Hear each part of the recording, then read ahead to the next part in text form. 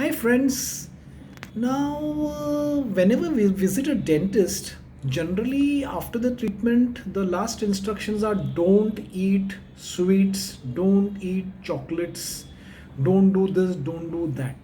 Now, suppose like chocolates and sweets and all these goodies are such thing that everybody is attracted towards it, and to stop eating them is technically impossible. So now what is the solution to it? So in my last video, I had given you just an idea that how you can eat a chocolate or a mithai or a sweet without getting cavities. Now, first we'll understand the basic concept. Now, whenever you have a chocolate or a sweet or a mithai, what happens now? Okay, the environment in your mouth becomes acidic. Generally, the mouth is in a neutral environment. But the moment you have these sweets and all this stuff, sugary stuff, the pH drops and it becomes the environment becomes acidic, and this acidic environment remains in the mouth for at least 10 to 15 minutes. And in this environment is what facilitates the process of cavity formation. The bacteria thrive in this environment and they start the process of making the cavities. So now understand one thing, that whenever you are eating all these things, for 15 minutes your mouth is prone to all these problems. Now generally I'll give you a very simple example. Now suppose you have planned that I will eat 10 chocolates in a day.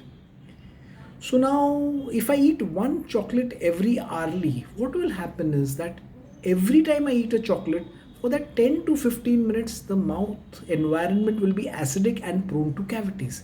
So if I eat every hourly, every hour there will be a drop in the pH of my mouth. So now what is the solution? The simplest solution is that you have more chocolates at one time. Like for example, eat 4 chocolates at one go, maybe twice a day. So instead of 10 times your mouth pH falling down, it will fall only twice. Okay, so that is one way of doing it. Now second method is that when you eat a chocolate, after 10-15 minutes the pH comes back to neutral. So one thing which you can do is that after you have eaten the chocolate, try to have some water. It may be possible at times, it may not be possible at times. And the best thing is that if you can hold that water in your mouth for a minute or two, that will definitely help. Try it if it is possible. So this is one way out. Now the second methodology is the retention, that whatever chocolate or sweet stays in your mouth will cause more havoc than what doesn't stay in your mouth. So now you have to avoid sticky chocolates or chocolates which contain choco chips, butterscotch, nuts, berries and all that thing.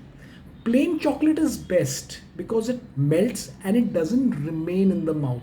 So if you want to have a chocolate, pick up a chocolate that doesn't stay back in your mouth. Now this is something which we really enjoy, lollipops.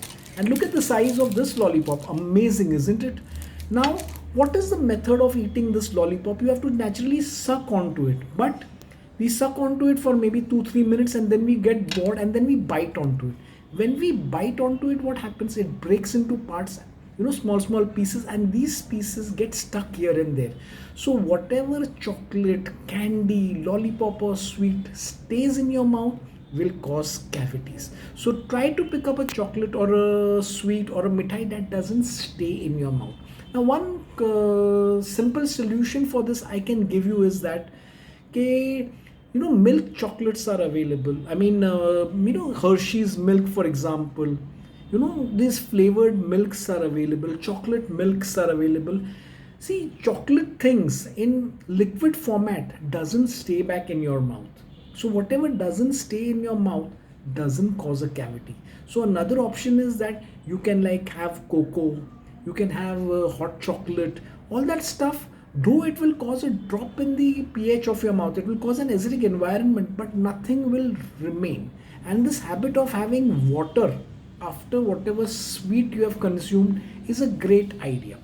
Now one more solution I can give, which is a little difficult to follow, but you can always try, because our aim is to eat as much as possible chocolates but not have cavities.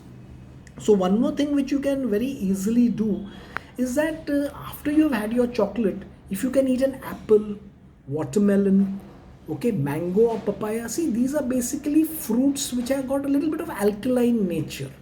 Like if you catch hold of a Mosambi, that is a sweet lime or lemon, they are acidic, citrus acid. So they will enhance or reduce the pH further. So have these kind of fruits like apple, watermelon, mangoes, papayas, they will tend to neutralize the pH, but it might not be possible every time.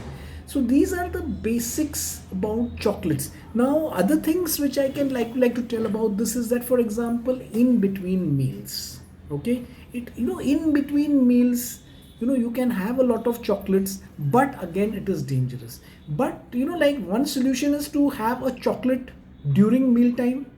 It sounds good because like it will neutralize the acids which are formed because of the chocolate, but having it with food or immediately after food is not a good idea, and especially in the night time. See, whenever you have had your dinner, okay, avoid having that chocolate post dinner, because what happens now, after you have had your dinner and you are eating a chocolate after that, what happens now, the environment becomes acidic. Now saliva plays a very major role in neutralizing the acids which are formed in the mouth. So after dinner time we tend to go off to sleep, and during sleep there is a constant drop in the saliva secretions. So having chocolate after meals in the night is the most dangerous things. Now these are some basic things which I've explained to you about chocolates. In my next video we will discuss these subjects like chocolates, like which is the best chocolate to have. A simple example, dark chocolate. Everybody loves dark chocolate, okay, but and it has got solid nutritional value and anti-cavity values also. So we will be in my next video discussing a lot about chocolates and which chocolates I would like to recommend you to eat on a regular basis. I'm Dr. Yusuf, Chunawala, pediatric dentist and bad breath specialist. Do subscribe to my channel, and I'm also on, and do follow me on Instagram. Thank you very much for your precious time. Thank you so much.